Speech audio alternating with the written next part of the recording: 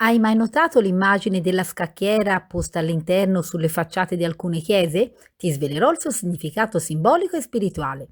La troviamo rappresentata nel Duomo di Genova, è visibile sulla facciata laterale esterna di sinistra. Anche nella chiesa di San Savino di Piacenza la scacchiera si trova sul pavimento decorata a mosaico. Nella chiesa invece di San Paolo Apostolo, nella frazione di Bagni di Lucca, la scacchiera è visibile sulla facciata esterna. Nella Basilica di Santa Maria di Siponto, Manfredonia, Foggia, è visibile anche qui sulla facciata esterna. Nella pieve invece di Sant'Agata nel comune di Scarperia in provincia di Firenze si trova sul fianco della chiesa messa in diagonale. E sapevi che nella Basilica di Sant'Ambrogio a Milano ci sono ben 4 scacchiere? 2 esterne e 2 interne, in questa importantissima chiesa romanico-lombarda. Spesso queste scacchiere sono collegate ai Templari.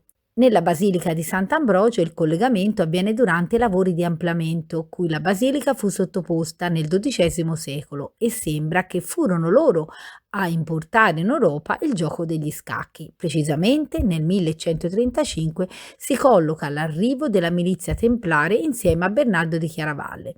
Infatti gli scacchi furono introdotti in Europa attraverso il mondo arabo, lo stesso periodo in cui nacque l'ordine dei Templari. La scacchiera è simbolo dei Templari perché ricorda il pavimento del Tempio di Salomone, formato da riquadri di 2 colori differenti che si contrappongono. I cavalieri templari usavano porre questo simbolo sugli edifici per comunicare la loro presenza. Gli scacchi rappresentano un campo di battaglia come re, regine, cavalieri, torri e pedoni. I Templari erano un ordine cavalleresco militare e il gioco rifletteva la loro realtà strategica. Il gioco degli scacchi era visto come un'attività nobile per affinare l'intelletto e la strategia. Alcuni manoscritti medievali mostrano cavalieri che giocano a scacchi. Il simbolismo della scacchiera, bianco e nero, esprime la dualità, cioè l'alternanza tra luce e tenebra, bene e male, spirito e materia, una rappresentazione quindi della condizione umana. È un antico simbolo la scacchiera della vita come campo di battaglia morale, ma può rappresentare anche un percorso iniziatico. Autori e teorici dell'esoterismo, come René Guénon e altri seguaci del neotemplarismo, hanno dimostrato che in molte tradizioni, inclusa quella massonica e cristiana esoterica, la scacchiera indica il cammino dell'uomo attraverso il mondo. L'uomo deve orientarsi tra opposti alla ricerca di un equilibrio. Inoltre la scacchiera rappresenta l'ordine divino contrapposto al caos terreno. In base al suo orientamento e direzione può assumere la forma a rombo o quadrata. La scacchiera disposta in diagonale, cioè a rombo, simboleggia la dinamicità spirituale, poiché il rombo suggerisce movimento, crescita e ascesa, a differenza del quadrato statico. Suggerisce un invito a muoversi simbolicamente verso il divino.